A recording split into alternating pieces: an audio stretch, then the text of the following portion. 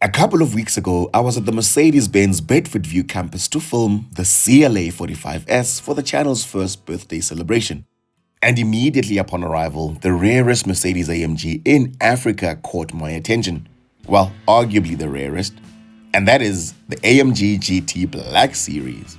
This is one of only 8 in the entire African continent, according to Mercedes, so I knew I had to film an impromptu walk-around review. And luckily, management agreed. So in this video, we will discuss all of its technical specification, and then I'll tell you what it'll cost to own on a monthly basis. The price of this alone is just mental, so you do not want to miss that segment. Welcome to part 2 of the Car Talks 1-year celebration, and without further ado, let's get started.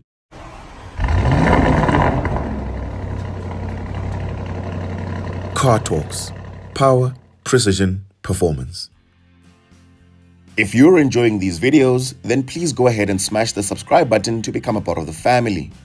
And don't forget to turn on your notifications so that you don't miss a single one of our epic reviews.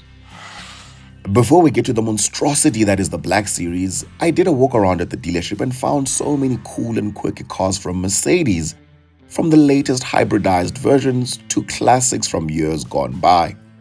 There was even a brand new GLS being delivered into the dealership when I was there. So business is not looking too shabby at all. But out of all the cars I saw on the day, the ones you're about to see now are those that drew me in the most.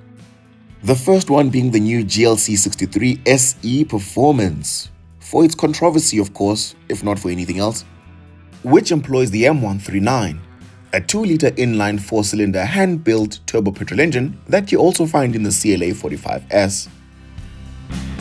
Except it's assisted by electric motors in this application to produce a whopping 500 kilowatts and 1020 newton meters of torque. Now this vehicle has been marred with controversy because the previous generation had a 4-liter growling V8 bi-turbo engine.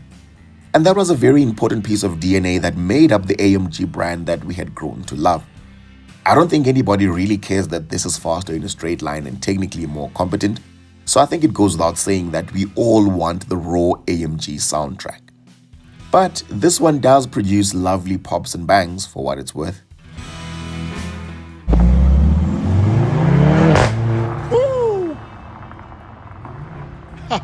Which leads me to the next AMG that I would buy in a heartbeat. The OG W205C63 with a 4-liter V8 bi-turbo engine. For me, this will go down in history as the greatest C63 ever made. Well, after the 6.2-liter naturally aspirated W204 Edition 507. Ironically, these had a 6.3 badge on either side of the fenders, but the engine's capacity was actually 6,208 cubic centimeters. So in reality, these engines were a 6.2-liter. I guess C62 doesn't slap as much. But as we've come to expect these days, the badges don't always align with what's under the bonnet. I mean, the M340i has a 3-liter engine, but who's counting? Anyway, comment down below and let me know which AMG C-Class is your favorite one. And it doesn't have to be any of the ones I've mentioned. It can even be the C32 or the C55, but let me know. On the newer side of things, I stumbled across the new SL63 with a beautiful cognac interior. And it really does look striking in the flesh. Oh, and by the way, only a handful of the vehicles on the floor had prices on them, but I've managed to pull similar examples online. And you can always get pricing from the Mercedes-Benz configurator and get to play around with the few optional extras. So do make use of these resources when you can. Another vehicle that drew me in was the S63E Performance with its monstrous 590 kilowatts and 1430 newton meters. Because nothing says I'm a mafia boss like a fast V8 limousine. Love the chrome rims as well. The G63 still carries a special place in my heart for its overall uniqueness on the road. There's nothing quite like it. But if you want something a little more sophisticated, then look no further than the Mercedes Maybach GLS 600. This one is finished in obsidian black over rubellite red, so it's got a 2-tone combination, which I think is the best color combination to have because it really makes the chrome detailing stand out. This is easily the pinnacle of Mercedes SUVs, and you're not gonna find one more luxurious than this. Fun fact, Maybach used to be a standalone automotive company, but now it's just a trim level within Mercedes, which I think is a shame, because that's like having a BMW X7 Rolls-Royce. By the way, it goes without saying that most, if not all, of these vehicles were locked, and I was filming a lot of cars on that day, so that's a lot of keys to get out of the safe and just messy admin overall. So I thought rather not. But if there's any Mercedes product you'd want me to review, then let me know so that I can come back for a proper in-depth review and driving impressions. Before we get to the AMG GT Black Series, its predecessor was also in the building. That's right, the OG SLS with the gull wing. If the Edition 507 is the greatest C63 ever made, then the Black Series of the SLS with the gull wing might just be the greatest Mercedes product of all time, period. Nothing has ever looked as sexy before, and nothing has ever looked as sexy since. But you know what? Even the standard SLS that I found at the dealership still looks badass, if you could ever call an SLS standard. And this one is in pristine condition.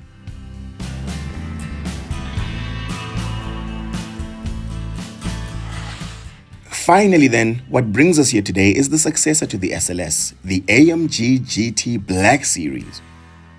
And now the base AMG GT launched at a price that was significantly lower than the SLS, presumably in an attempt to make the car more appealing to a larger audience pool. This one, however, is the top-spec, track-focused Black Series with the flat-plane 4-liter V8 bi-turbo petrol engine, producing 537 kilowatts and 800 newton meters of torque. It sends power to the rear wheels only via a 7-speed dual-clutch gearbox. It weighs 1.6 tons, which would be considered very light in this day and age, and that is thanks to the carbon fiber bonnet, boot, and various weight-saving techniques around the vehicle.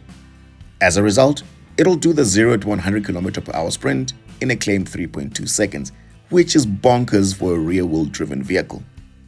AMG went with a flat-plane crankshaft to improve throttle response amongst other benefits, but the downside of this is engine noise because the sound from this engine is uninspiring, as we've seen on Auto Top NL.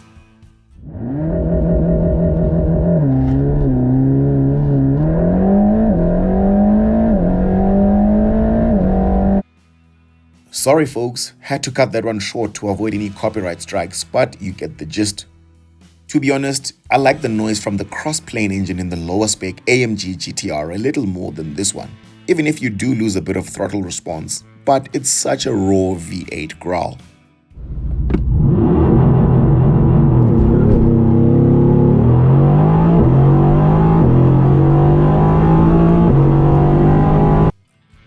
The GT Black Series is a more capable track vehicle without a doubt.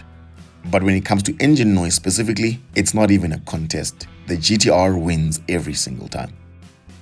What you'll also notice is that the Black Series has a much bigger grille than the standard AMG GT. And that's not just for show.